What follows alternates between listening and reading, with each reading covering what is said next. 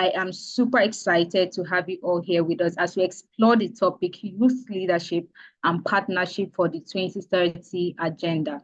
You know, the purpose of this event is to discuss the role of youth leadership and also partnership in achieving the sustainable development goals with a focus on decent work for young people.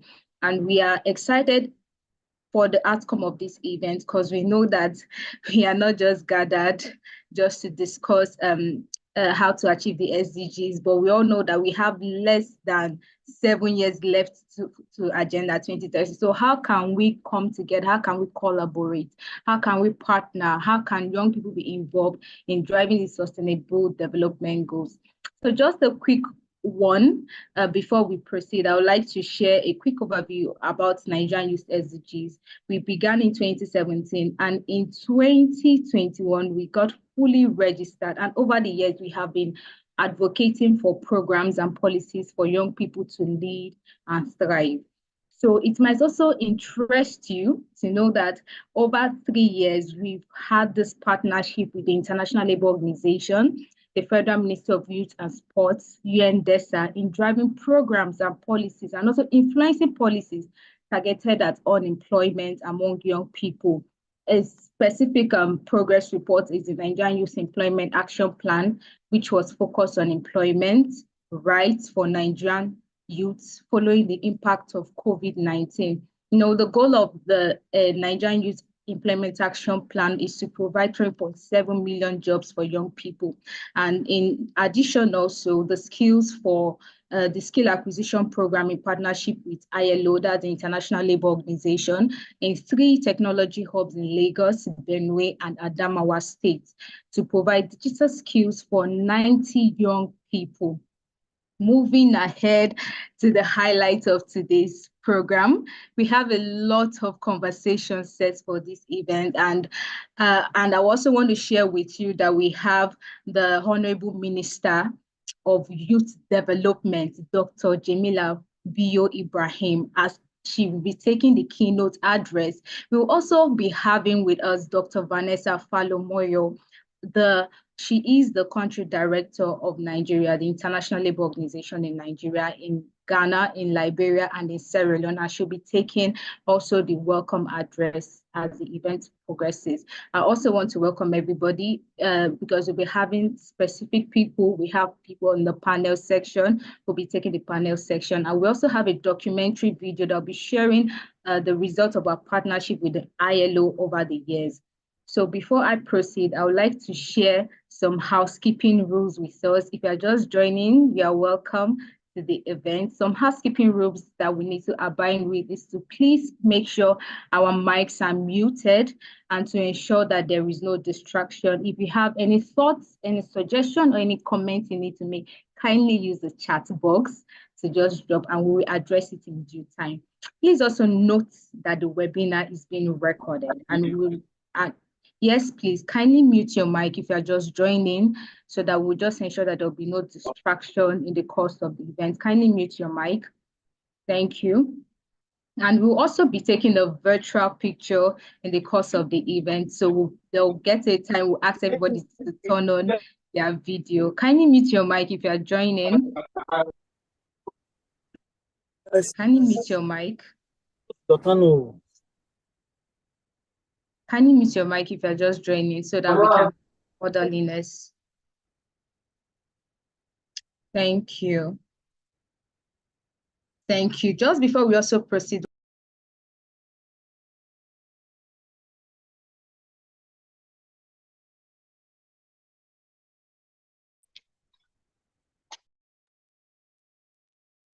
you're no longer audible.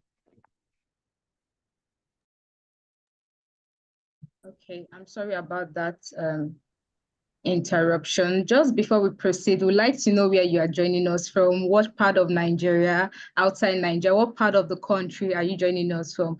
Kindly drop that in the chat box so that we can get the data of where you're joining us from, and we'll be super excited to to know that we have people from diverse regions in Nigeria joining us, and also out of the country. Please drop that in the comment section. Oh, I see Yetunde say he's joining us from Kaduna, Abuja. Wow, this is amazing. This is super, super amazing. From Lagos, thank you for joining us this morning. We are excited to have you. Thank you for joining us. Thank you so much for joining us. Okay, right about now, we'll be having the opening speech from the country director of the International Labour Organization. So I am excited to announce that we'll be having also the keynote address from the Federal Minister of Youth Development, Dr. Jamila Bello Ibrahim. And we'll be going first with the welcome address from the Federal Minister of Youth Development. Please join me as I welcome the Honorable Minister of the Federal Ministry of Youth Development. Her name is Dr. Jamila Bello Ibrahim. She's a medical doctor and a politician from Nigeria. She's currently serving as the Federal Minister High praise. The ILO is giving the opening remark. Yes, the ILO is. Okay, pardon me for that. We'll have the country director of the ILO give the opening remark before we go with the keynote address.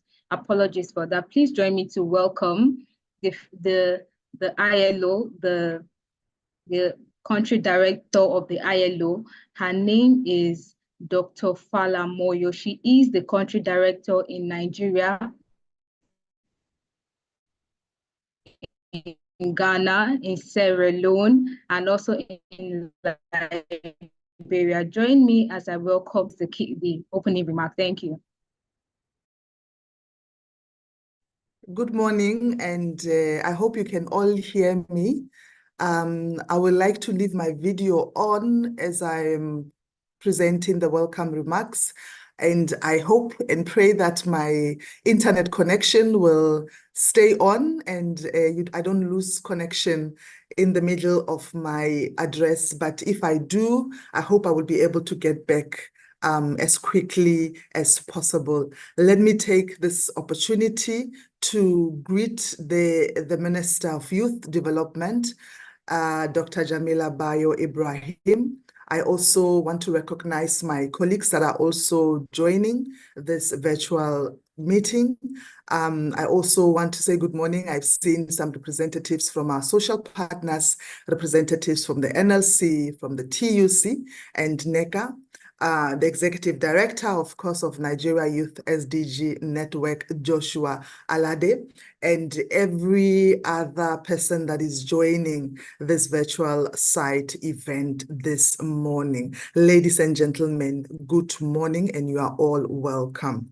The ILO is pleased, of course, to collaborate with the Nigeria Youth SDG Network in organizing this UN partnership site event. And we are also delighted to make our contribution to this all-important topic on youth leadership and partnership for actualizing of the 2030 SDG agenda.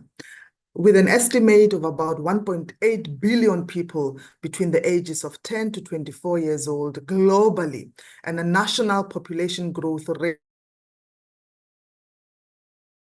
statistic places the youth population of the country among the highest in the world, having a median age of about 18 years. And also recalling a widely referenced mantra of the United Nations Population Fund, that population is not just about numbers, but it's about people. And these statistics represent a significant array of opportunities for leveraging both leadership potential of these young persons, as well as the partnerships required for optimal utilization and employment of young people and their voices.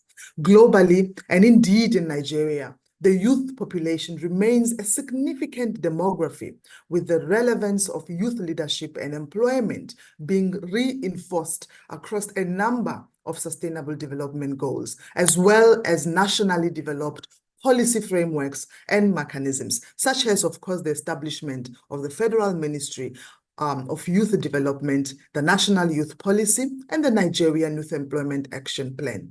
This practice mechanisms undoubtedly remains key elements and areas of engagement for realizing the aspirations of the SDGs in collaboration with the different and the relevant stakeholders. Additionally, the youth demography presents a very rich pool of talent and a potential as crystallized in an evolving national landscape of the digital and the creative economy. And that has undoubtedly transformed the reality and the perception of young representation in entrepreneurial skills, including through generating private sector employment opportunities for young people. Ladies and gentlemen, according to the recent data from the NBS, the National Bureau of Statistics, the youth unemployment rate in Nigeria stands at a staggering 33.3%. And this figure underscores the urgent need to address the systematic barriers that hinder young people from entering the workforce and contributing to the nation's economic development. And that compliance with the SDGs. And re-emphasizing that, let me just take off my video, ladies and gentlemen, because I see a note that my internet connection is poor, so that you don't lose me. I will put it back again later on. And I was saying that, re-emphasizing that the meaningful youth engagement is not in its strict sense limited to economic gains. It also clearly links social and political aspects of national development, creating significant challenges in society where decent work and employment opportunities for young people is lacking. And as observed, this has direct correlation or direct correlation with development of leadership capabilities of young people, including their instinct and abilities to leverage partnerships for social cohesion and sustainable development. At the International Labour Organization, we continue to work towards prospects for greater social justice in line with our institutional mandate. And in this regard, I would like to highlight a few observations recorded in the 2024 World Economic and Social Outlook, which clearly identifies the risks of quickly running into financial distress by developing countries, especially as global financial conditions tighten, with significant repercussions for jobs, working conditions, and wage growth, and especially as this relates to young persons. I wish to further note that the Youth Employment Strategy for Africa, YESA, which is a key ILO Africa Union initiative that is being developed for and with the participation and also led by the young people, is a meaningful engagement throughout the process, and that will surely signal a great opportunity for collaboration and a platform for showcasing partnerships with a wide range of stakeholders, as well as the involvement of the SDG Youth Network Nigeria in the implementation of this very important strategy. Of course, once it is adopted, and hopefully we are hoping for its adoption before the end of 2024.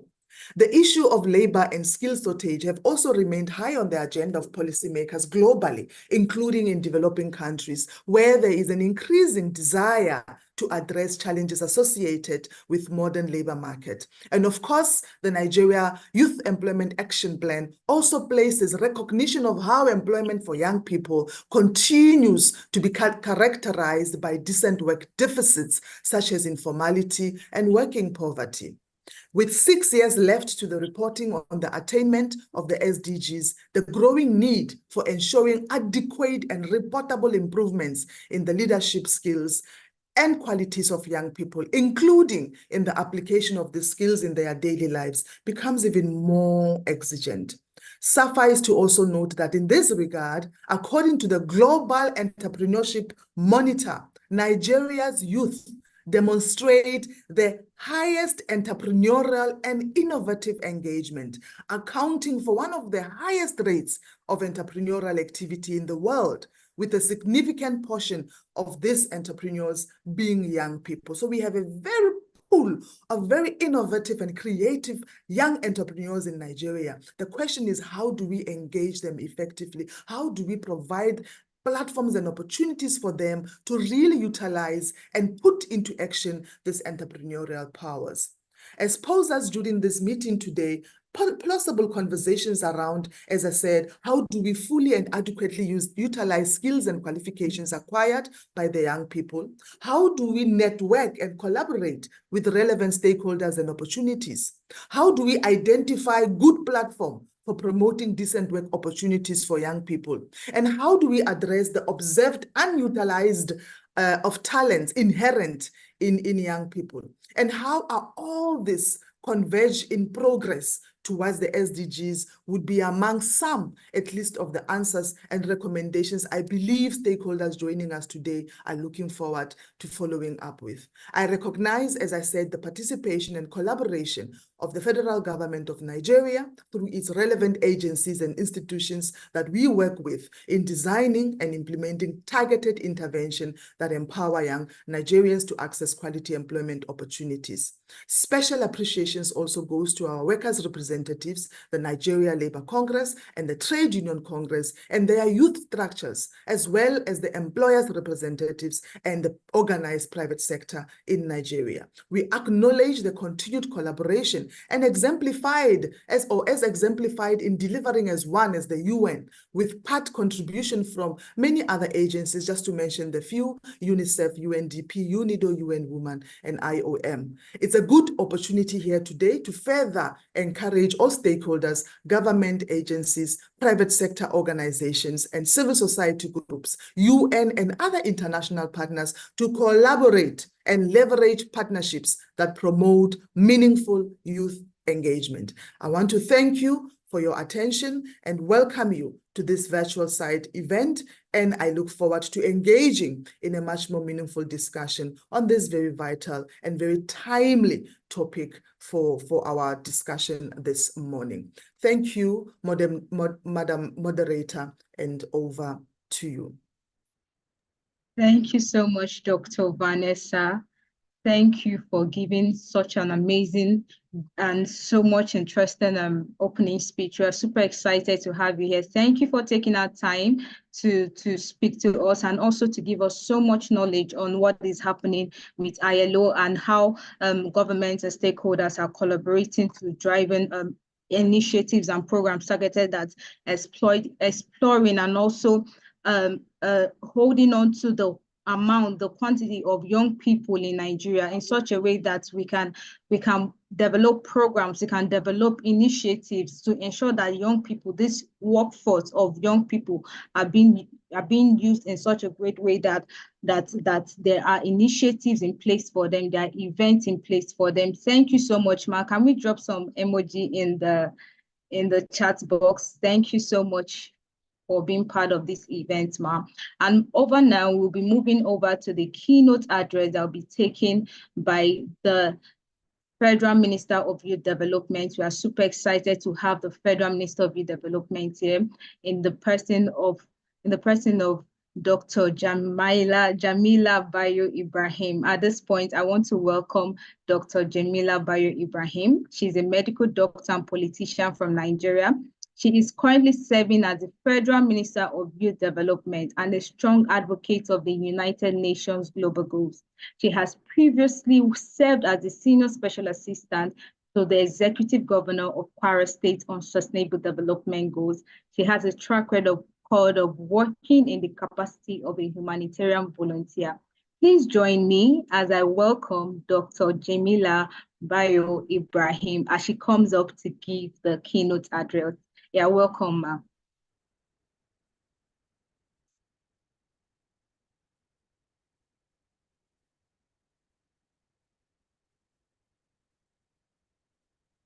Hi, Dr. Jamila.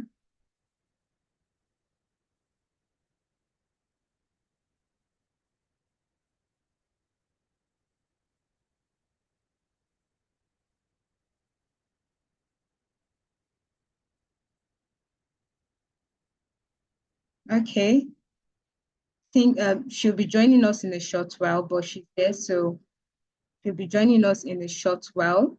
We also have with us representatives from the NLC and other organizations joining us here to discuss the sensitive topic on youth partnership and leadership for the 2030 agenda. And we are also excited to have with us Dr. Mukhtar, who is also here from the NLC, who will be part of the panel session. We also have with us Dr. Augustine, who will also be part of the panel section. We also have Mr. Joshua Lade, the Executive Director of NGYouthSDGs, who will also be speaking as part of the panel session.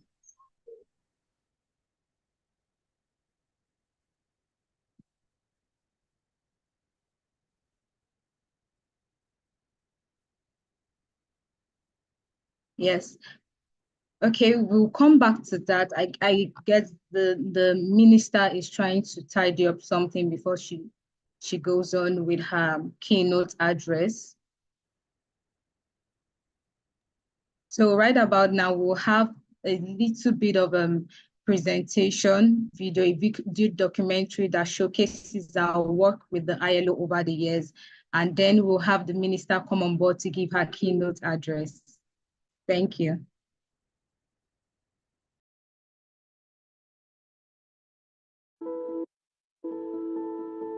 Decent jobs for youth in Nigeria. Every young person desires a reliable, well-paying, and inclusive place to work. They wake up every day maximizing the limited resources available to them, either as an employee or an entrepreneur. They are resilient, unrelenting, tenacious, and are determined to create the life they want. All they desire is to achieve their dream job and contribute to the economic development of the society. For Kure, it is cultivating arable land for food production to achieve food security in Nigeria and on the continent. For Deborah, it is creating safe spaces for children with special needs to thrive. Every Nigerian, no matter the age, religious belief, their location, either rural or urban, their tribe or physical ability, the desire is to build, create, and design solutions to strengthen Nigeria's economic system. The energy and demographic dividend that young people possesses need to be supported with the right human capacity development and an enabling environment to make their aspirations for decent work a reality. Policymakers, government, and the private sector need to develop programs and policies that addresses youth unemployment and remove barriers preventing youth entrepreneurship. There is a need to create jobs with good working conditions and an enabling environment for entrepreneurship. Quality employment and decent work conditions will help reduce inequalities and poverty. Access to honest work will empower young people, especially young women, vulnerable and marginalized communities, and people with disabilities. Putting job creation at the heart of economic policy making and development plans will not only improve access to decent jobs, but also generate more robust, inclusive, and wealth-creating innovations. How do we begin? Visit www.decentwork.ng.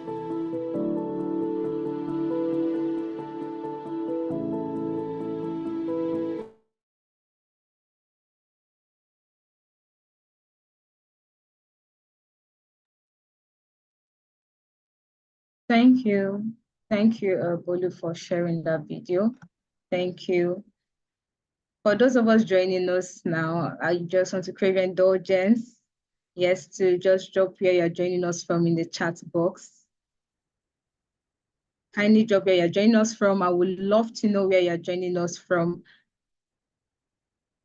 so that we can all connect and go ahead with the event. We also want to recognize special persons who are joining us. Aside from the NLC, we also have representatives from the Federal Ministry of Youth Development. We have Ms. Ebiho Agun. She's also joining us here, and she'll be part of the panel session. So to proceed to the panel session,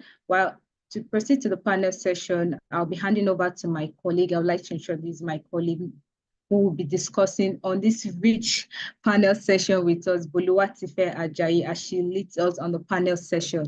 Boluwatife, over to you. Thank you so much, Praise. Thank you so much for that introduction. Hello, everyone. My name is Boluwatife Ajayi, and I'm the Programs Associate at the NGYouthSDGs. excited that we all took our time out of our busy schedules, out of all the events you could have attended. You are here today, you are here at this moment. And I'm also very excited to be moderating this rich panel session on identifying challenges and opportunities for youth leadership in the attainment of the SDGs. And not just that, but also highlighting partnerships between youth employment stakeholders and young people with just 6 years left to 2030.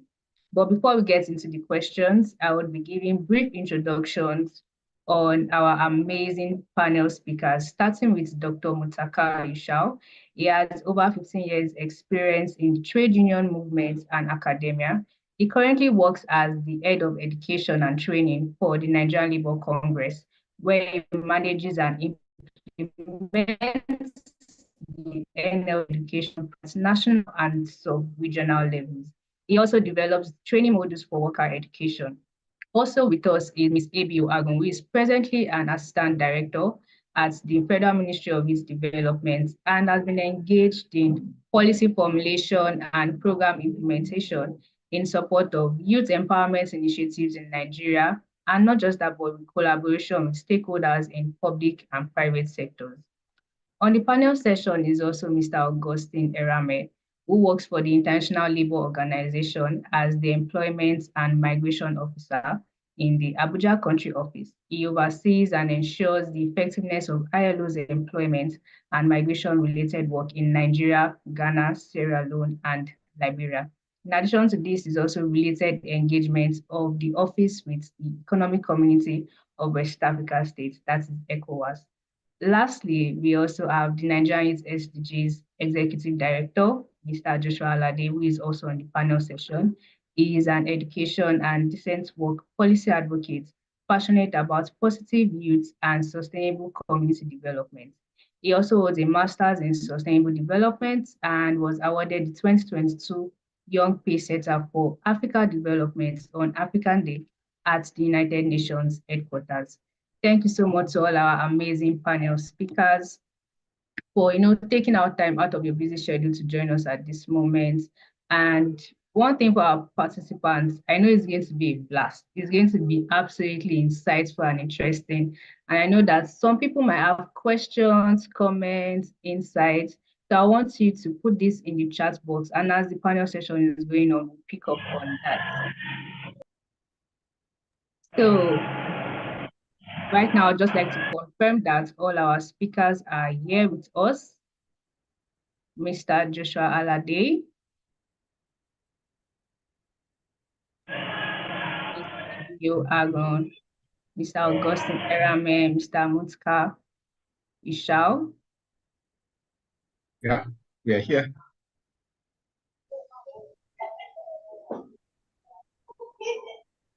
Okay, this is really awesome. Thank you all so much. So one thing that we know is that young people play a pivotal role in driving positive change across sectors, and not just sectors, but across nations of the world. And their active involvement is essential for achieving the SDGs. My first two questions will go to Mr. Mutaka and Mr. Joshua. Starting with you, Mr. Joshua, how do you envision the role of youth leadership and partnership in achieving the sustainable development goals? All right, thank you so much, Boluwatife, for your question. Sincere apologies, everyone. Just to mention that the Honorable Minister is having a tough time in joining the call because of the capacity that we have. I see that there are two people here who are, so I guess she's one of them, but I'm not so sure. Please, what I just want to say is that while we go on with this panel, we might need to pause so that we can get her speech as soon as she's able to join the call. Thank you so much for your patience. And to your question, Boluwatife, one of the things I would really want to mention is that youth leadership is really very critical to the SDGs, and because young people first, we are innovative and we are transformative. And what do I mean? Innovation, because we would always bring in new ideas, new approaches to challenges that we might be having, like long-standing challenges. For instance, you can see what's happening with the climate crisis. Since the year 1970, from the 1970s, we've known that there's always going to be a climate catastrophe if action is not taken. And with young people, we've been able to use our creativity. We've been able to use the knowledge that we have of technology to be able to create novel solutions that would actually be able to address this issue currently. One of the other things I would say is that it's actually in the way that we go about partnership and collaboration. For instance, this event is it's a beautiful example that showcases the innovation of young people in collaboration, trying to bring our voices to the fore. The SDGs actually requires a lot of collaboration, collective effort. It means that we need to have intergenerational collaboration between the young people and the old people. It's about being able to network across divides, and it's something that we are doing right now. A youth organization working, having this event to bring the voices of young people to the fore in collaboration with the International Labour Organization, having representative from the Nigerian Labour Congress, from the Federal Ministry of Youth and Sport, even having the Honorable Minister available for this event. It just shows how much that partnership and youth leadership is pivotal to the SDGs. It means that we need to find a way to bring government, we need to find a way to bring the private sector, to bring the academia, to bring everybody working together to be able to, one, attain the SDGs, and two, talk about the importance of ensuring meaningful engagement of everyone across divide. Thank you so much. Thanks so much, Mr. Joshua. I picked a lot of things from what you just said: collaboration, networking, and working together with other stakeholders to ensure that young people are part of the process. Mr. Mutaka, I would also like to ask you, how do you envision youth leadership, especially in terms of driving the sustainable development goals? Thank you very much. First, let me commend the organizers for extending this invitation to us, Nigeria Labour Congress, to participate in this forum. Youth leadership is critical for the development of any country. And if you look at the demographic trend in Nigeria, Nigeria is a youth population. But the pertinent question to ask, where are these youth?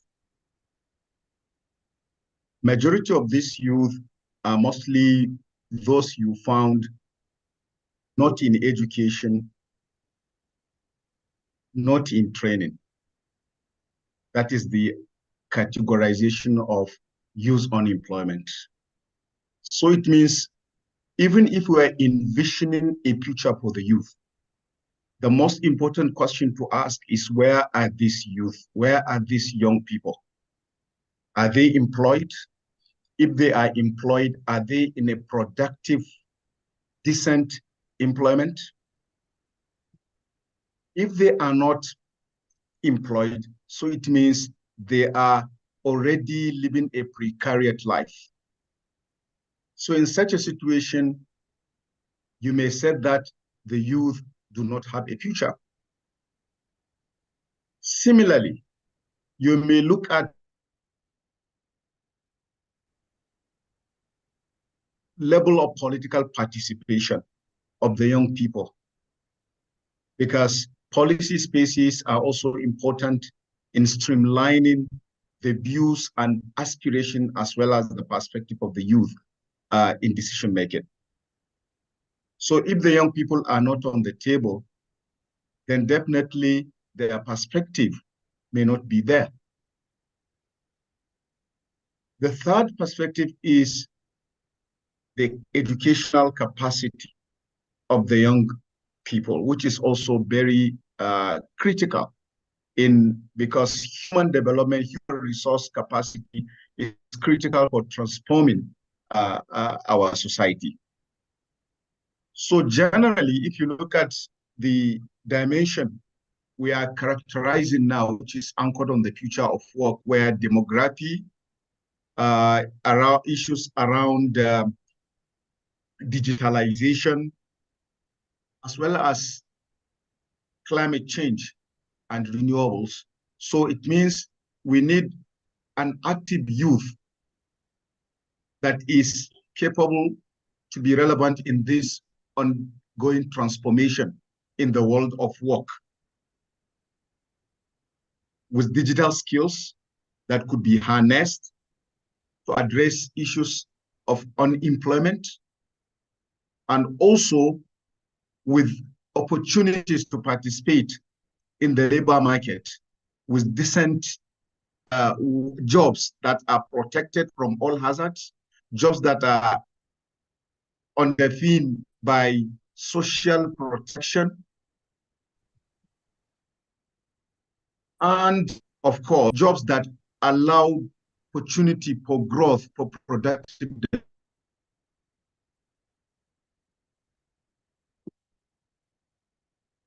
youth. The youth are found in precarious work. So such a youth mission will he bring to the society? Such youth are not in a productive employment that can allow them to realize their potentials. So what would you see for that youth? So in a nutshell, for us to ensure wider youth political participation that could envision a transformative society relevant for the attainment of sustainable development, to widen the horizon that will use participation to ensure synergy between the countries' overall national plan, decent work country program, the youth action plan, and the youth policy, the various thematic areas on education, vocational training, civic education, as well as political participation. At the NLC level, we have our youth structure, and that youth structure is also by the NLC youth and gender policy that aim to streamline the views of the young people, the working young people, into the policy space. So for effective youth participation, it's also important to understand what are our affiliates are doing to contribute to that streamlining of the youth. NLC has over 50 affiliates, and these affiliates are from both private, public sector, as well as those in the informal sector. If you take education, if you take oil and gas, and if you take creative economy, we have unions that are organizing in that sector. So streamlining the youth in those sectors will also harness their voice and will also give them opportunity to contribute to the attainment of inclusive and sustainable development. Thank you.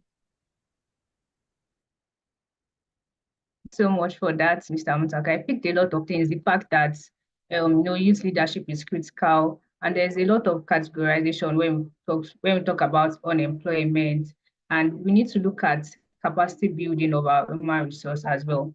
And basically, one of the key challenges affecting young people really is unemployment. And right now, I'll be directing my question to Ms. Ebio Agun. The federal government co-designed the Nigerian Youth Employment Action Plan with young Nigerians and several organizations like the ILO, UNDESAD, and really want to know, can you share how the implementation roadmap has been, touching on the successes and challenges that have been faced so far? Thank you so much. And good morning to everyone. The Nigerian Employment Action Plan, like you said, was developed in collaboration with the ILO, the ministry, and stakeholders. Apologies, I'm unable to share my video at this time, but I will try. I tried to join with some multiple devices when I noticed I was having challenges, but I think the meeting was full. So if I can, at some point, I would put it up. Thank you. My very sincere apologies. So the Nigerian Youth Employment Action Plan was developed in collaboration with the ILO and the stakeholders. It's actually a multi-sector strategy, which means the implementation cuts across sectors and multi-sector in origin and in implementation.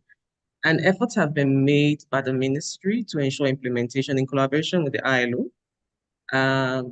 In addition to sensitizing stakeholders across sectors, including youth, on the Nigerian Youth Employment Action Plan, institutional arrangements were made, which is the first laying the foundation. A lot of time was spent in 2001 after the plan was launched, and a greater part of 2022 to lay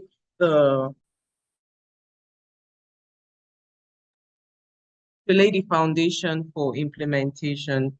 And of course, institutional arrangements, key institutional arrangements include setting up committees, job creation action committees, comprising stakeholders who are active in priority sectors for youth employment creation at the national level and at the state level. So we have those committees in place. And then, of course, delineating roles and responsibilities, each stakeholders along the 4 priority areas of employment creation, employability, equality and rights, and of course, entrepreneurship. If you understand youth employment issues cross-cutting, a number of stakeholders are involved in implementation of entrepreneurship, employment intervention activities. And so the idea of the plan is to create synergy first, and also to avoid and reduce as much as possible duplication of efforts, and of course, wastage of resources. If you implement together, we achieve greater impact. And that's the whole idea of the Nigerian Youth Employment Action Plan. And so these committees are in place, and the ministry spent resources and time strengthening these committees, sensitizing stakeholders on the need for us to work together, which is not an easy thing to do. But we are beginning to gain traction as the committees are in place. And then we've moved into, apart from delineating rules, we've moved into monitoring and evaluation. And we have also moved into reporting, where we're having some online reporting of activities around the Youth Employment Action Plan.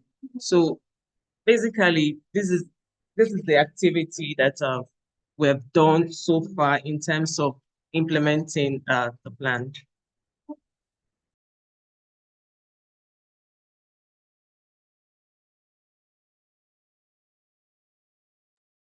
You're muted, Bolu. You're muted. You're muted, Bolu. Okay. Thank you so much for that. Okay, so Yeah. I was saying that I picked up on you talking about committees that have been set up, and there's a lot of follow-up, no traction is beginning to happen. And I think that one of the questions I would like to ask right now is, how do we ensure that policies like this, are better implemented, they make real impact, and the building the bridge between going from the planning stage to the implementation, that the process is seamless for other policies that would come up later. Thank you, Bolu. In terms of implementation of policies, implementation, when you're designing the policy, that's a different issue. But when you're implementing, it's also different. You meet challenges, things you didn't anticipate. But if you're able to implement at least 80% of it, it's fine. And then you learn lessons, and then you take that into a review, and then you implement. So what I think should be done in terms of implementing policies is, sometimes we're really focused on implementing the policy. At the point of designing those policies, there should be clear roles and responsibilities for stakeholders. And you don't sit at the table and decide what a stakeholder should do. A stakeholder should be brought on the table to buy into your policy, and then be able to say, okay, this is what I think I can do to implement your policy. So, but if you at the point of developing your policy and you design it without a clear roadmap for implementation, you definitely get into challenges. Even when you do a clear roadmap for implementation, you will experience challenges. So, but I think having the stakeholders speak up on what they feel they can do to implement that policy within their own resources. Because when you design a policy, it's usually multi-stakeholder and approach, and then you don't have the resources, even if you are the driver's seat for designing that policy. Like in the case of the Nigerian Youth Employment Action Plan, yes, we're in the driver's seat together with the ILO for developing that plan. But in terms of the resources to implement, we have to rely on other stakeholders to implement some of those barriers. Thank you. I think that's my own. Thanks so much for that, Ma. It's so important that we're able to co-design with stakeholders, just like you said, because it's getting buy-ins is as important as implementing the whole policy and getting to know what they can do, the resources they're ready to bring aboard. Thank you so much, Ma. Mr. Austin, I'll be passing the mic to you at this point. I know that the ILO was involved in the Nigerian Youth Employment Action Plan. But beyond all of this, how is the ILO promoting and facilitating youth participation, especially in terms of formulation and implementation of employment policy? Thank you so much, Boluwatife, for the opportunity, and greetings to the fellow panelists. So just for those joining for the first time, the ILO is the United Nations Agency for the world of work, basically, and we support our tripartite constituents, which are employers, workers, and respective national governments in addressing skills challenges, including through ensuring that there's participatory approaches in defining these policies. Now, in terms of the role of the ILO in advocating and advancing youth participation beyond the NEP, we have been able to come to supporting various aspects of youth participation and youth development. Very recently, we've been in contact and consultation towards advancing digital skills in Nigeria. Now, that collaboration has been in works with the International Telecommunications Union for a while. And what we're basically looking at is to see how to support and more particularly ensure that the digital skills required for digital transformation, and by so doing the transformation of the economy, is in place. Additionally, I'm sure most of you are also aware of this. We've been supporting through collaboration the African Union to develop the Youth Employment Strategy for Africa. Now, this Youth Employment Strategy for Africa, and by extension, countries that will be implementing, including Nigeria, has a huge component of support that will be provided to respective youth organizations for meaningful engagements, providing the platform, providing the relevant capacity support, as well as ensuring that other resources are in place. Now, the African Union has been in the lead role of this through the support of the ILO in developing the strategy, and in the coming months, I'm sure this will be finalized. Overall, in line with the mandate of the ILO, which we're working through our respective constituents and stakeholders, what we really do is also beyond supporting, at that very high level, support at the micro level, microeconomic level to macroeconomics level, to also facilitate the engagements and the voices of young people for meaningful youth engagement. Now, how we do this is to work with the private sector and organized private sector. We work with the workers' representative, the trade unions, which Dr. Mutaka had earlier mentioned, also possess their relevant youth structures.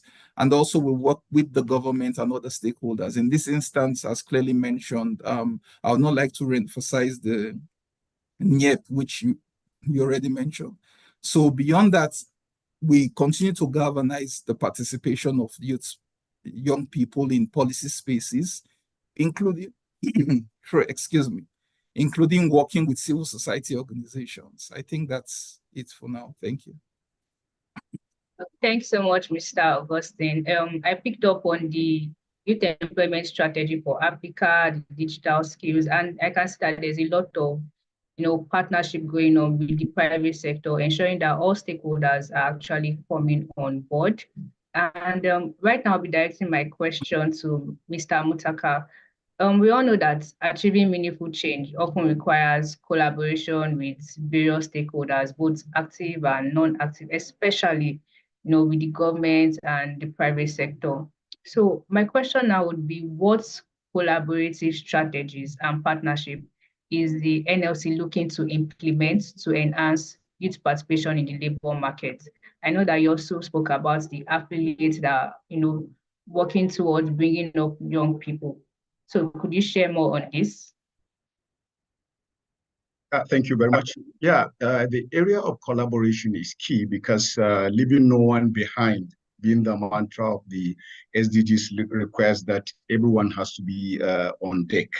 The priority for the trade unions, in order to ensure that collaboration, there has to be collaboration that centers around vocational and vocational training, because these young people, especially those that are not that high level skill that graduate from they require those skills for them to effectively enter the labor market. So this active collaboration around vocational training is also key, and to make it more meaningful, participation of our affiliates that are in the education sector will be key. Unions such as teachers union, unions in the polytechnics, as well as unions in the colleges of education, so that it can effectively be streamlined from our constituents. Skill development is also key in that collaboration, and especially the digital skill. And this is a skill that is more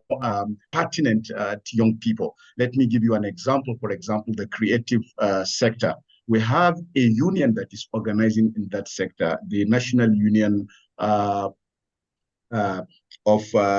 Radio and Theater Arts, RATAO. This is a union. For it to transform, to be meaningful, it has to actually broaden its organizing, to have young people in its fold in the theater arts. So in that sector, we need collaboration that will actually strengthen those unions to be able to have more young people in its fold, to be able to upskill its membership that is being threatened by the transformation in the sector, and also to have more young people that could be in the employment.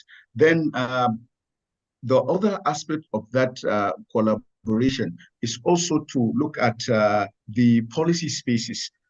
NLC has its own youth policy, youth and gender policy that actually showcase the perspective of the unions. To what extent are those policies also aligned with the national youth policy? So ensuring that synergy in the alignment of the national policy and the trade union youth policy will go hand in hand in ensuring that the constituents and the partners are speaking with one voice. Then the other aspect has to do with the thematic focus of the youth policy, issues around employment, issues around training, issues around civic education, issues around political participation. We need to also see what can we offer as partners.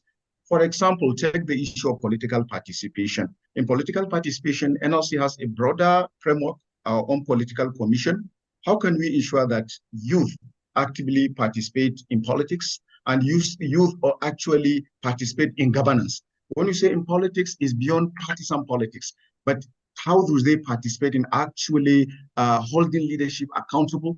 How do they actually participate in the authoritative allocation of values? That is how budgets, how decisions are made, and how also at the same time economic agenda of the state in terms of employment, in terms of social protection, that it cascades to the grassroots. At the same time, we have constituency that is relevant in that. The National Nigerian Union of Local Government Employees that is working at the grassroots level. So to make development meaningful for these young people who are mostly at the grassroots. So we have a structure that could aid that collaboration, the National Union of Local Government Employees, so that local structures could function effectively with greater finances, with greater autonomy, and with greater policy space for it to be able to transform.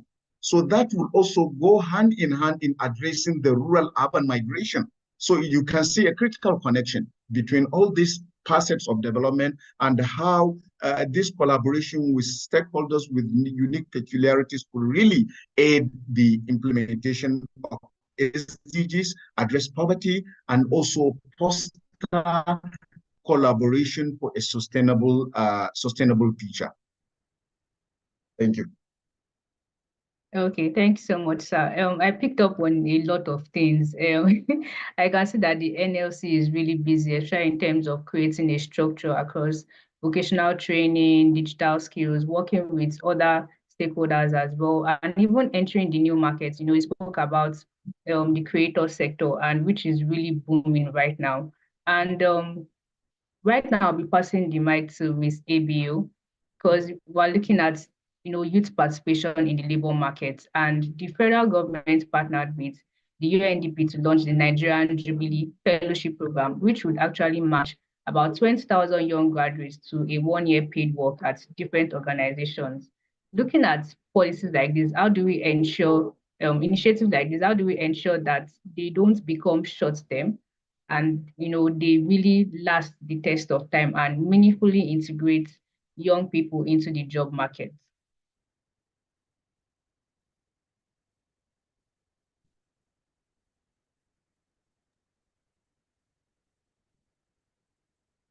Ms. ABO, are you with us? Okay.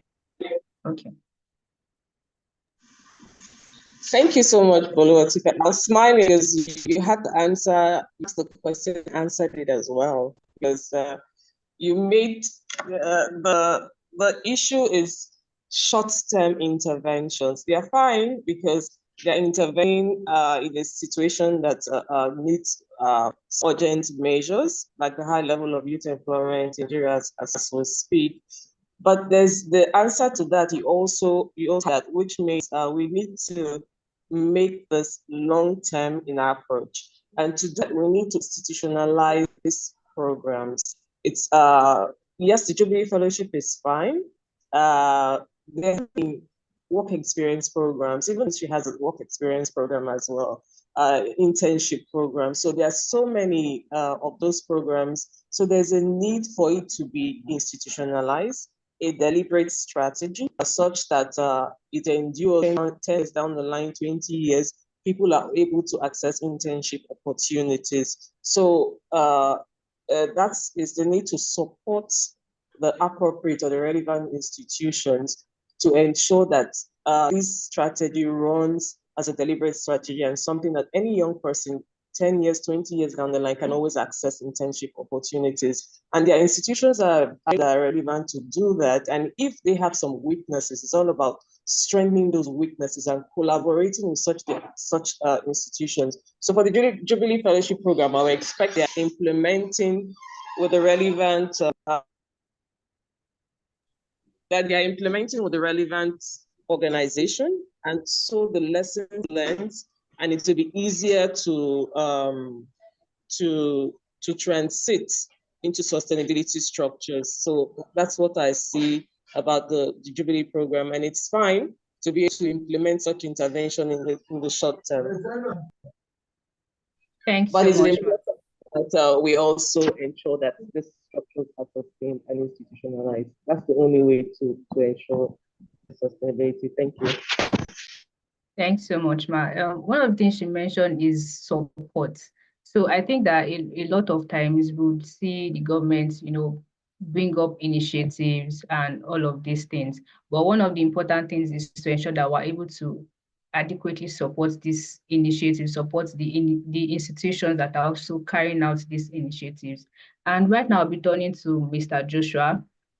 Based on your experience, how do you think we can effectively ensure genuine and impactful youth participation in the design and implementation of employment policies?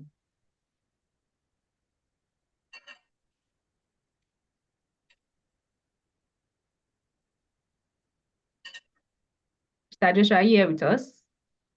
Yes, I'm here. Can you hear me? Okay, yes, I can hear you now. All right, great.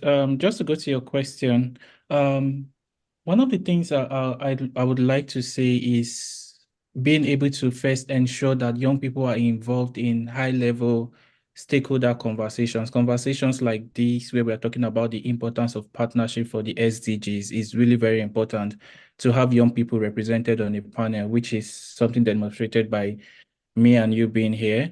It's also about creating more platforms to engage young people from across Nigeria. So in policy conversations around issues that deals with the rights of young people, issues that has to do with ensuring educational access, ensuring access to healthcare for young people, just making sure that young people are involved in co-designing all of these programs, in employment programs like the ILO has mentioned, the youth employment strategy, which I'm happy to say that we are also part of the organizations that the ILO has involved in the co-creation process.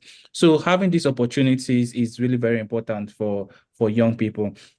Another is ensuring that young people are involved in decision-making process. So for instance, in decision-making process that has to do with issues on policies like the like Madam maybe you had mentioned about the Nigerian Youth Employment Action Plan. Bringing young people on board on this plan was a really very good idea, because it speaks to what their aspirations for work is. And also Dr. Montakat talked about a representation when it comes to civic participation. So bringing young people on board on issues that has to do with their participation in public life is also very, very important.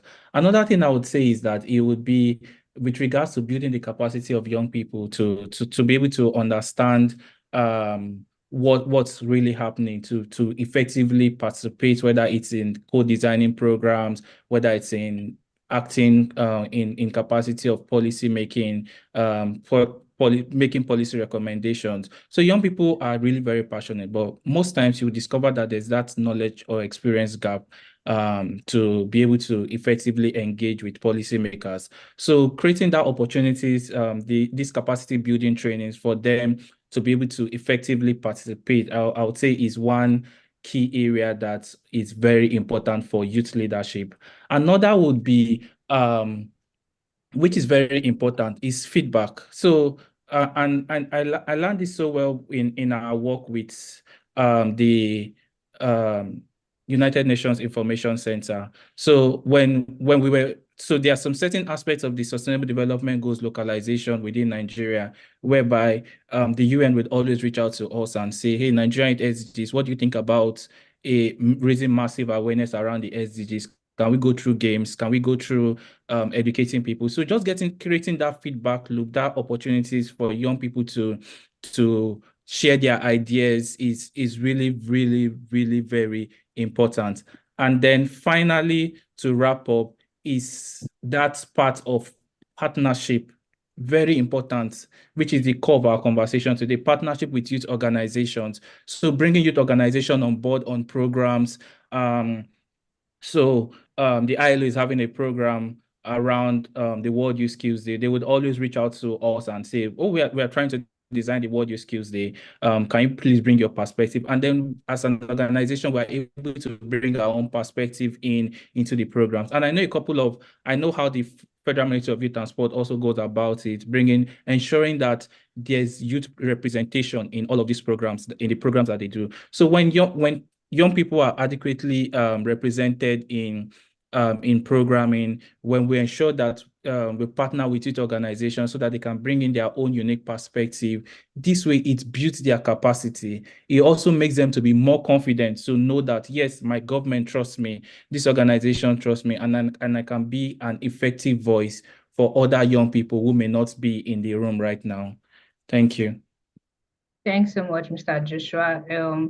You spoke a lot on, co-designing with young people, getting feedback, making sure that young people are part of the decision-making process. I think it's so important, because if you would be creating solutions for people, you want to know what kind of solution do you want? How do you want the solution to be implemented?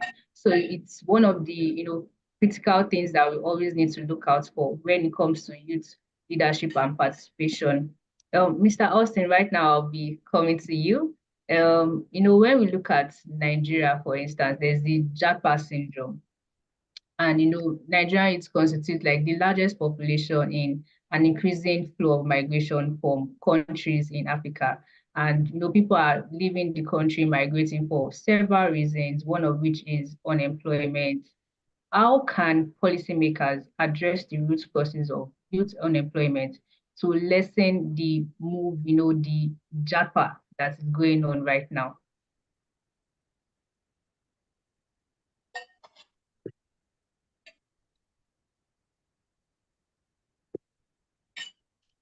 Mr. Austin, are you here with us?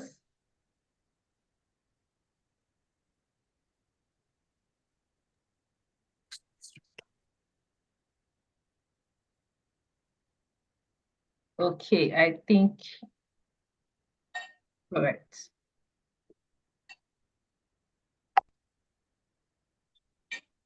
Okay, it's not here right now. So let me just move on with my other panel speaker, Ms. Abio.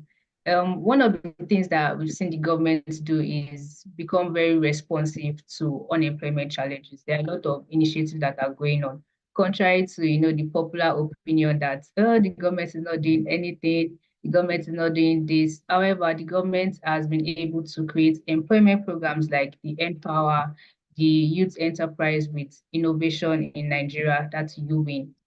However, how can we look at a way for these programs to be more inclusive, particularly for young people living with disabilities, because we want to ensure that we leave no one behind. So are these programs tailored to also accommodate them? Thank you very much, Olu. That's a very good question. Ensuring access, youth employment opportunities, youth employment interventions. My answer to that is it has to be a deliberate strategy. And that's one of the key priority areas of the Nigerian Action Plan. We have employability, entrepreneurship, employment creation, equality and rights. Equality and rights, ensuring that stakeholders have it as a deliberate strategy in their program planning and implementation to ensure that vulnerable youth access, not just only physically challenged, youth who are vulnerable, who otherwise will not be able to access, for instance, rural youth. So designing programs where the Nigerian Employment Action Plan promotes the strategy of equality and rights. So in our committees, in our meetings, we ensure that stakeholders at the state and the local level built to ensure that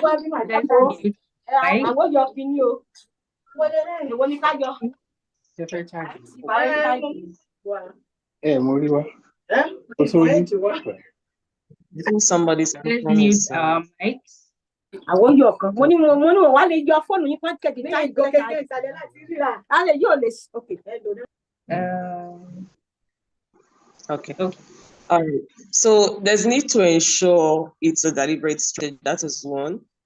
Secondly, the youth groups, some of the physically challenged persons, they have groups in every state, in every locality. So apart from that deliberate strategy, having a relationship with those groups in terms of knowing where they are and how to reach them. Associations of persons living with disabilities, citizens of persons living with disabilities, you should be able to have that on your database to be able to reach out easily when you need to reach them. So this is what I think having young persons with disability. Thank you. Thanks so much for that. Mr. Mutaka, I would also like to follow up on this with you as well, looking at how we can effectively bring together young people, the government, the private sector, academia, non-profits, to work towards achieving the SDGs, and also ensuring that we do not leave anyone behind in building collaboration for youth leadership. Thank you once more, Buloa today. Yes, my response will be from two perspectives. One has to do with those that were left behind, those that were farthest in the implementation of the SDGs and in all the development framework. So to address that, I think we have to strengthen our drive towards localizing the SDGs. Localizing the SDGs will make it relevant to the people that are the farthest, people at the rural and local communities, because these are the people that are marginalized in the development. Most of our development priorities, including what the state government are doing, they concentrate on the cities, while the rural dwellers were left. No sanitation, safe drinking water, and all aspect of development, including sanitation. So one aspect to ensure that effective collaboration, both the state and private sector, should be channeled towards rural transformation through the localization of the entire SDG, it more relevant, and involvement of the local communities. How do we do that? Effective involvement of the CBOs is very important, community-based organizations. Local community-based organizations should be in sync with the development partners, the state, and all other NGOs in driving the SDGs. That is one. The second thing, collaboration with the academia, which you have stressed in your question. Yes, one aspect that could be achieved is through the university industry link, what is known as triple helix. Universities produce knowledge. The private sector has the capital. So how can we ensure that collaboration, that there is effective linkage between the universities as producers of knowledge, a knowledge that will be an applied knowledge, a knowledge that aimed at solving problems in the society that could address labor market challenges. The private sector has the resources to really help that. So that is where the unions will come in, because there we have Academic Staff Union of Universities and all unions in the education sector to ensure that this university industry link is strengthened through building indigenous technology that could really help in leveraging our skills. The skill of our young people could be monetized and at the same time could be modernized. So the triple helix will really help forging those collaboration and with specific target to the young people in order to leverage their skills and strengthen their skill and add value to those skills. To achieve that with academia, as I've stressed, the unions could help. Academic Staff Union of Universities, Academic Staff Union of Research Institutions. They can really help develop those talents and those local technologies that could help in addressing unemployment, that could help in actually modernizing our skills, and could really strengthen the labor market institutions in the country. That is my take on this. Thank you. Thanks so much, Mr. Mutaka. Hello, we are going forth and back towards this. We are going forth and back towards this. Let's include. Okay. Please, if you'd like to ask a question or make a comment, please put it in the chat box so there is no distraction or any form of confusion. This would really help to, make sure that the whole panel session is smooth. Okay, I can see now that we have our Honorable Minister back on board. So we'll just take a short break in between the panel sessions to ensure that we get our keynote address from Dr. Jamila Bill Ibrahim. Please join me to celebrate as she comes up. You can put some emojis in the chat box to show your excitement.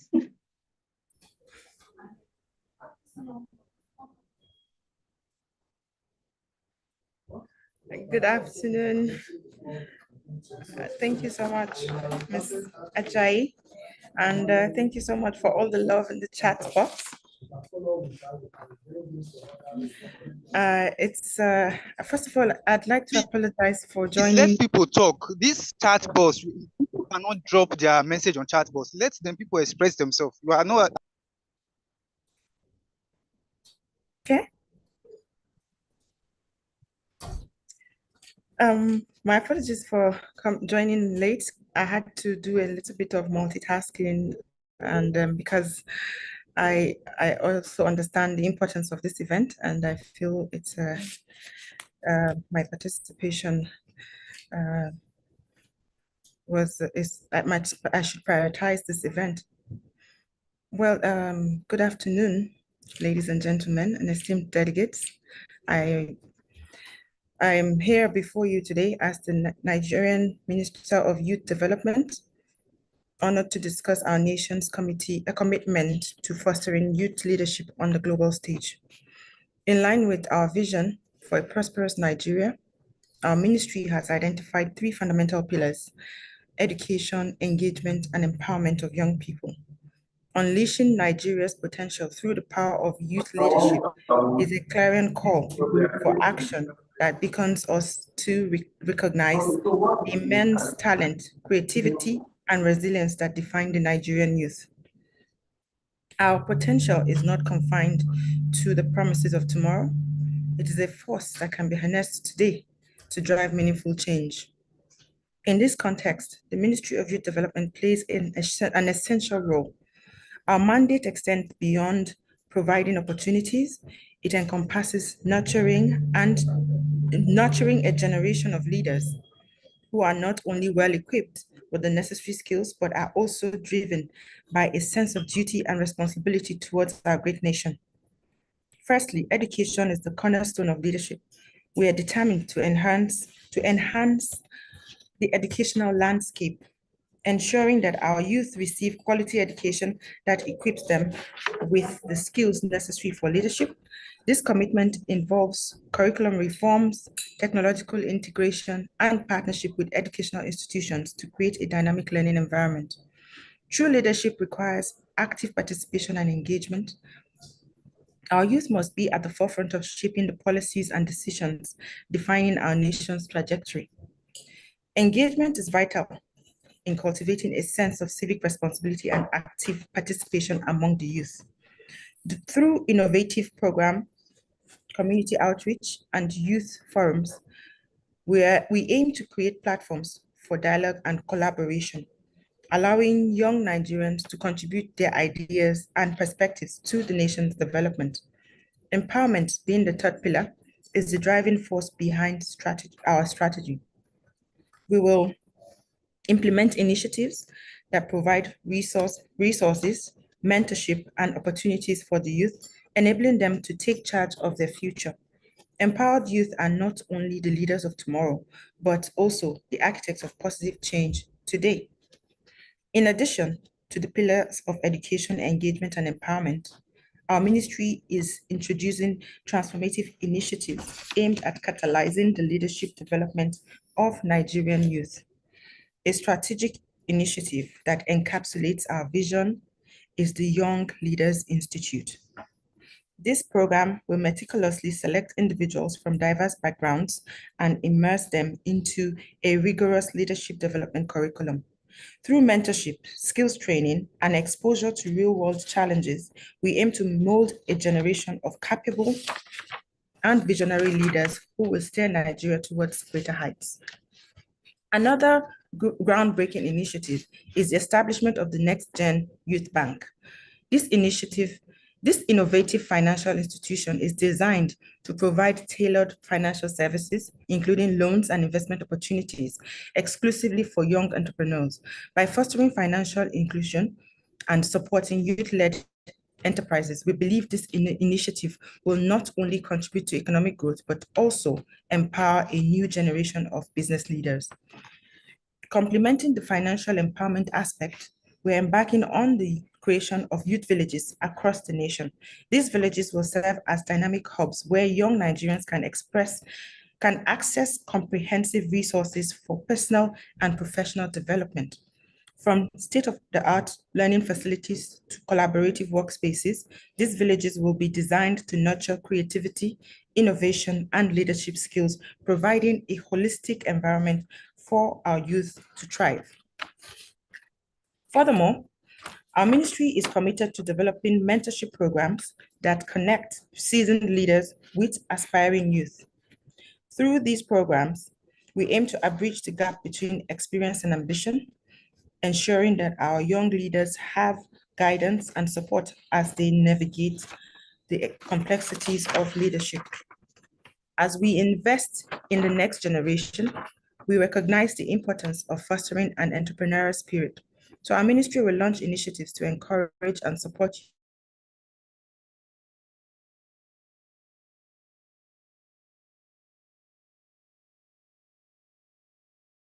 of the global stage. Our commitment to youth leadership extends beyond rhetoric.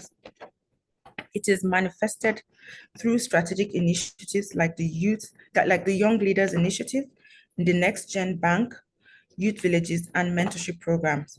We firmly believe that by investing in the potential of our youth today, we are laying the foundation for a prosperous and dynamic Nigeria tomorrow.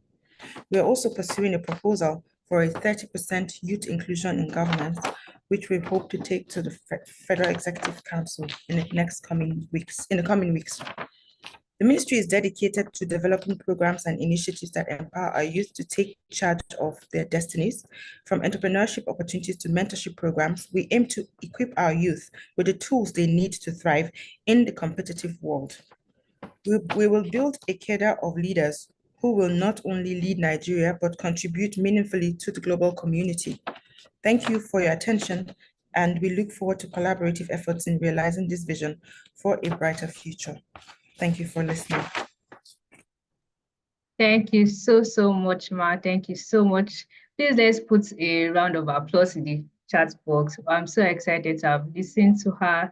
She gave a lot of insights into what the ministry is doing, and I'm sure it's not only me that is excited. Thank you so much, Ma, for coming on board to give the keynote address. We're super grateful. We know that the ministry has amazing plans for young people in Nigeria, and we can't wait to see everything that will be put on display and the implementation of all of these initiatives. Thank you so much, Ma, once again. Please let's put our excitement, some excitement. I'll see some emojis in the chat box. Thank you so much, Ma. Okay, I'm seeing our excitement. Okay, thanks so much, Fade Kemi. Thank you so much, Margaret. Thank you. Okay, thank you so much, Deborah. Thank you so much, everyone. I'm seeing that we're excited that we learned, a lot of things from our address. Awesome. So now we'll be going back to our panel session, and just to be sure, Mr. Austin, are you still here with us? Because I know you dropped off at some point. Yes, Boluwatife, I'm back, and apologies for that. All right, awesome. Thanks so much, sir, for joining back. If we look at Nigeria, I was asking before, at the time we dropped off, that we know, everybody knows about Jackpot, migration, all of this, going out of the country, further your education, for greener pastures and all of that. And, if you look at the reports now, Nigeria is constitute about the largest population in an increasing flow of migration from countries in Africa, for moving for several reasons, and one of which is actually unemployment. So the question now is, how can policymakers address the root causes of youth unemployment to lessen the move of young people going across the country, out of the country, for employment opportunities? Again, thank you so much, Boluwatife. I'll not be relying on the strength of my internet to turn on my camera, so I'll just speak. So I think the first thing to really note is that migratory trends globally will continue to evolve. And for decades now, we've seen this as a reality. And it's not going to change anytime soon. And in itself, migration is not necessarily, a bad thing. It's how the governance of it, and well management of the migratory systems that we should consider. Beyond that, I would want to put a few things on the table in terms of how, we can really ensure meaningful engagement and participation of youth population in the country, and also ensuring that the population we have in that demography contributes to addressing the skills shortages and gaps. The first of it will be, how we really proceed in terms of our policy engagements. For anything that we do, I think the first area is really to look at the available policy and legal frameworks. And in this instance, we do have a couple of national policies in place, but we'll be helped to, really consider how those policies are developed and designed and implemented in a coherent manner. It's in that instance, it will be policies that relate to migration, policies that relate to employment, as well as policies that relate to education and related themes. How do these policies, really interact with each other and speaks to, in a coherent way, the governance and management of young people, including the skills availability. The second point I would like to highlight is really about, the skills development and, the education of young people. Like I did mention, skills acquisition remains a critical aspect of ensuring the labor market shortages are addressed. And, attention has to be paid, especially in the evolving world of work, how we continue to develop skills required for, the future of work. In this regard, we have conversations around automation and artificial intelligence, green jobs, social impact careers, so these are things that in the coming years, we would have to really consider how to bring all of this together and ensure that, when people migrate, they are migrating from the strength of, the skills that they will be contributing to their countries of destination. Closely linked to that, I would also want to highlight the issue of infrastructure in the IT sector, in the transportation sector. These are things that, really hamper the utilization of the capacities of young people. So it's something that, we should also really consider. And in that regard, we'll have to really look at how to ensure that the infrastructure development is designed and developed in a sustainable manner, and not just in a sustainable manner, making them inclusive for persons with disabilities and all demographic of the population. And the last point I would want to also highlight, is active engagement of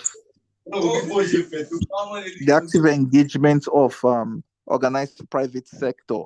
The last statistics that the National Bureau of Statistics released in 2023, Nigeria boasts of upwards of 92% of informality. So in terms of that demographic, the demography of youth, in terms of how they really fit into that informal sector, is something that, we really need to take a step back to engage, and how to, in terms of transiting from informality to formality.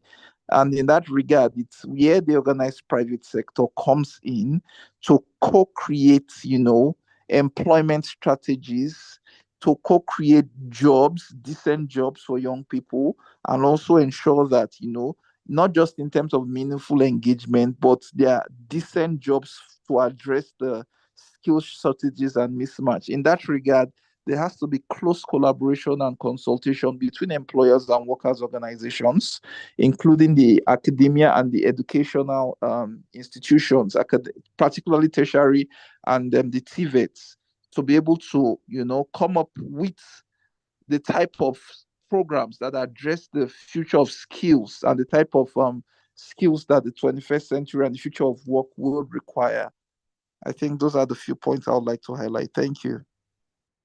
Okay, thank you so much, sir. Just to follow up on, what you have said, the co-designing of programs, initiatives, and all of this. And one of the things you also mentioned is ensuring that young people have the necessary skills for the world of work. So my next question would actually be how, or basically what are the emerging trends in the corporate world that we should be aware of in the field of youth employment, and how should we adapt to the response?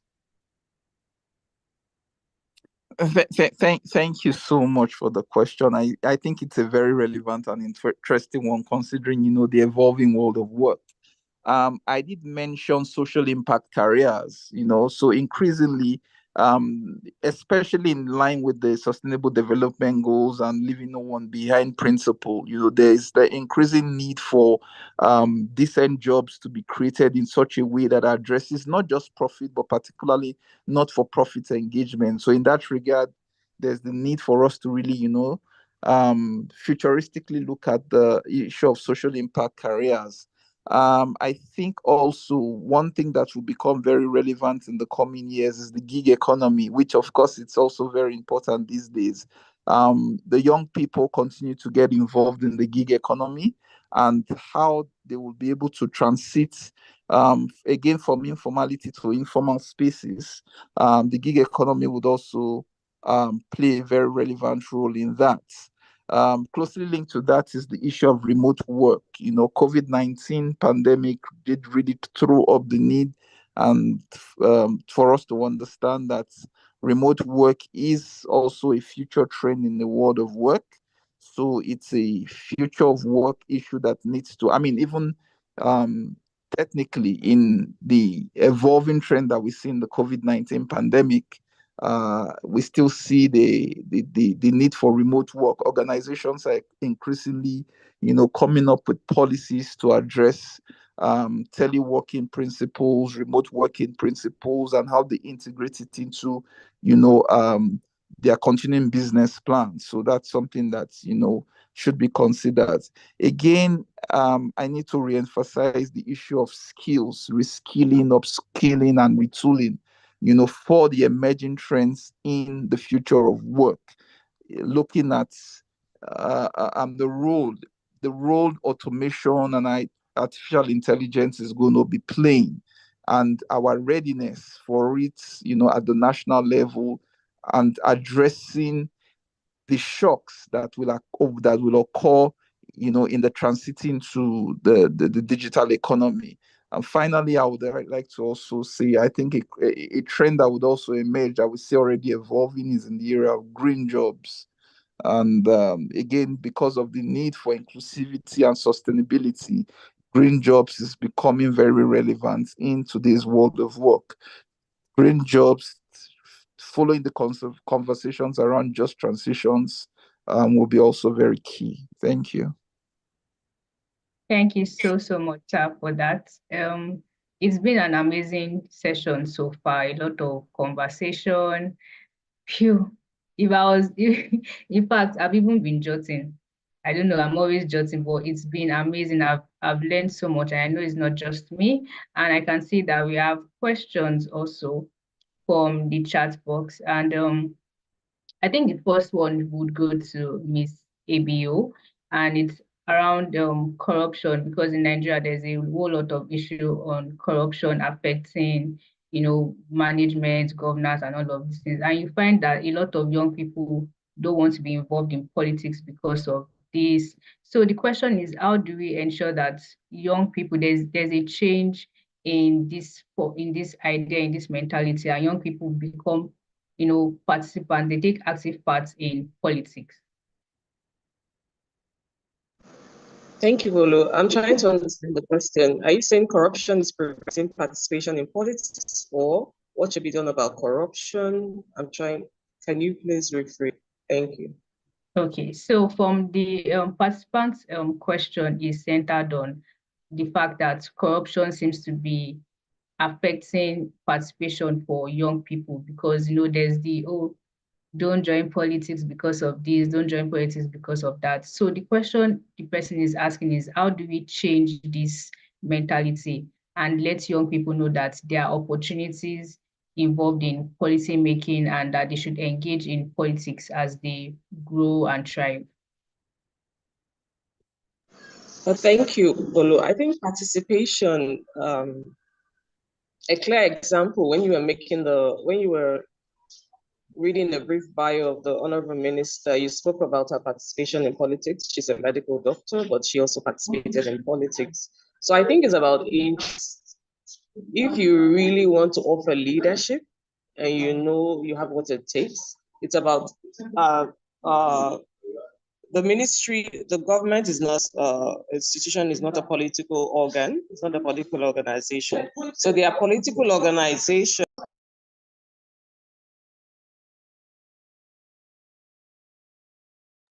You're muted. Okay. Sorry about that. So the government is not a political organization. So there are platforms already for youth participation, and most of them have youth wings where you can participate. So it's about if one meets your ideal, and which meets your objective for participation, and then going ahead to participate in those organizations. So the issue of corruption and politics, the government institution will not be able to offer you solutions in terms of that because the government is not a political party. But in terms of participation in politics, it's about looking for the right platform which meets your participation and then which meets your ideal, and then taking some form of active role and then growing in that participation. And you're talking about political participation. Participation is at various levels. I think last election we saw a lot of youth participation in election, ensuring that they vote, sensitizing even others on their own weight, on their own ideals, and trying to group up and seeing how they can participate.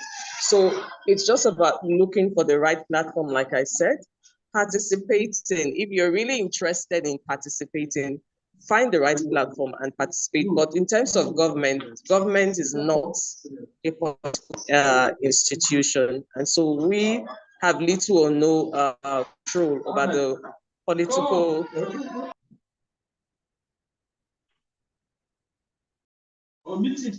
This has no, we have no control about political parties. Thank you.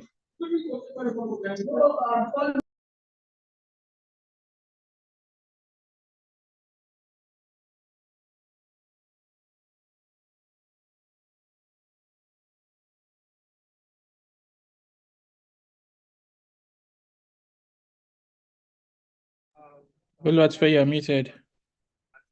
Hi, Bolu, can you hear me?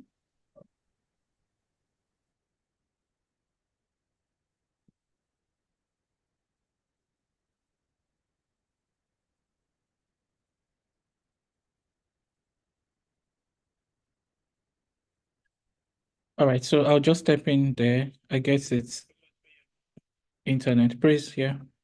Yes, please. So we still have more questions from our participants, and I'll quickly want to ask this question, addressing this question to Mr. Joshua.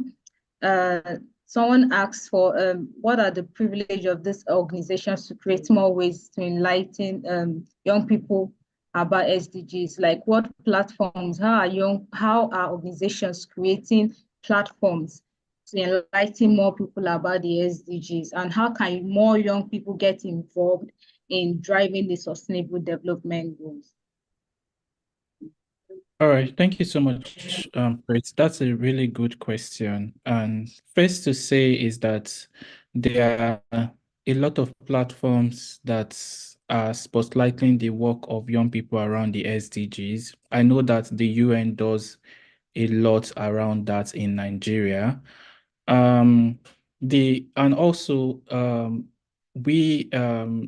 Nigerian SDGs, we also spotlight young people who are doing amazing work on the SDGs. And in fact, last year we spotlighted 50 young people who are creating meaningful change around the SDGs in Nigeria. in communities across Nigeria. If it's possible, if you could pop up the link to download the compendium in the chat so that the people could be able to see it, that would be great. There's a wide opportunity, and this is where collaboration and partnership is really very important, because there's still a lot more young persons that we as an organization do not know, and other organizations do not also know. So if you have ideas on ways whereby we can spotlight young people, or if you know young people who are doing amazing work on the SDGs, we have a platform that we are willing to share.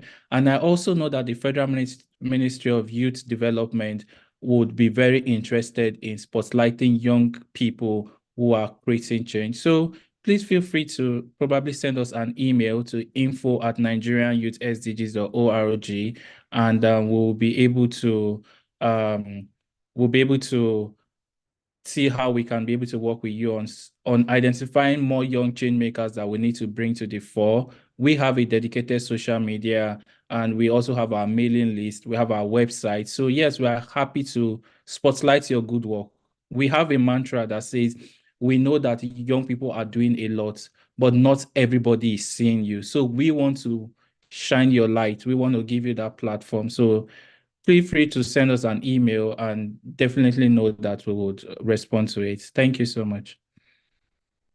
Thank you so much, Mr. Joshua. And that is really correct. We actually have a mantra that says that we understand that young people, most times their contributions are not seen. So how can their voices be amplified? How can their impact be seen all over the country, in Nigeria, outside Nigeria? So we always provide our platform, especially our social media handles, to be a tool to amplify the work of young people.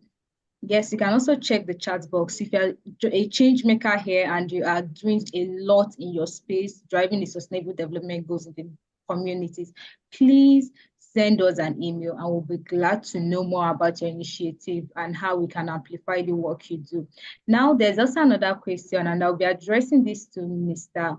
Austin. Here, someone asked, how can grassroots NGOs working in underserved areas align with the International Labour Organization or the government initiatives regarding digital entrepreneurship, green skills, and youth or marginalized leadership development? Thank you so much for that question. I think one of the things that we'll also do, because I'm also particular about the time and duration for this event, I'll drop my contacts, which you can also follow up with. But over and beyond that is just to also know that we work with a wide array of stakeholders in Nigeria, particularly, and of course, it's the same modus operandi globally, including governments, our employers, and workers' organizations. You did mention during the course of the conversation that the Nigeria Labour Congress, for instance, have its youth structures, and within that youth structures, there are a lot of engagement that also occurs. We've also previously worked closely with civil society organizations on different aspects of social justice, as well as our work around, forced labor, child labor, and a lot of different areas. So it will be important for us to also advance and continue the conversation post this forum. Thank you. Thank you, Mr. Austin. Thank you so much for understanding that we have time constraints and we can't even take all the questions. We have a number of questions. So for that, we kindly ask that you can also send us a message via our email, and we can take your questions and also give you more responses. So from now, we are so much grateful to have you all join us. We have over 100 people joining the call. Yes, even on YouTube too, and also here in the Zoom platform.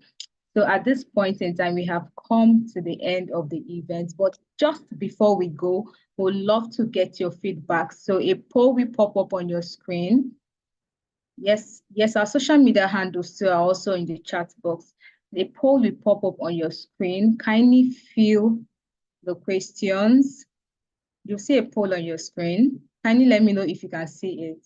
And just fill these responses. This will help us to know how the event has been so impactful to you. What were your takeouts?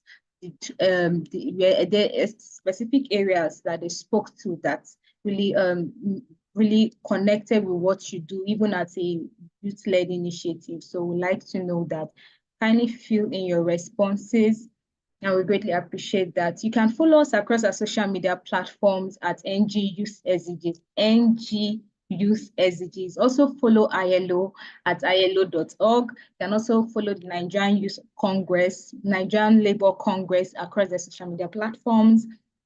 Also the Federal Ministry of Youth Development the across poll is their not up yet. platforms. You have to do it from your end, yeah. Okay, I'm already getting responses to the poll. Apologies. Go on. Okay. Please let me know in the chat box if you can see the poll. Oh, okay. Thank you, Deborah. Thank you, Deborah.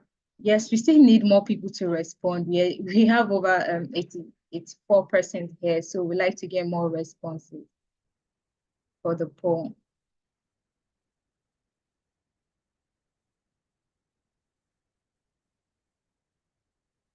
Yes, please. Yes, you can. Yes, follow us on our social media platforms. You can check the chat box and connect with us across our social media platforms. Also connect with the ILO at ILO.org, ILO Abuja, ILO Africa, to connect with them across their social media platforms. And just before we go, we also like to take a virtual picture together. So kindly, can I crave your indulgence to turn on your videos? Please turn on your videos. Please turn on your videos. We'd like to see your amazing faces. Please turn on your videos as we take the virtual picture together. Wow, it's so great to see amazing people joining us here. Thank you for joining us. Thank you for joining us. We still have more people turning on their videos. I can see you, Yetunde. I can see you, Mustamutaka. Thank you so much for joining us. Thank you. Yes, I can see you, Mohammed S. Ahmad. Thank you for joining us. Thank you for turning on your videos. We still have more people. We are waiting for you all to turn on your videos.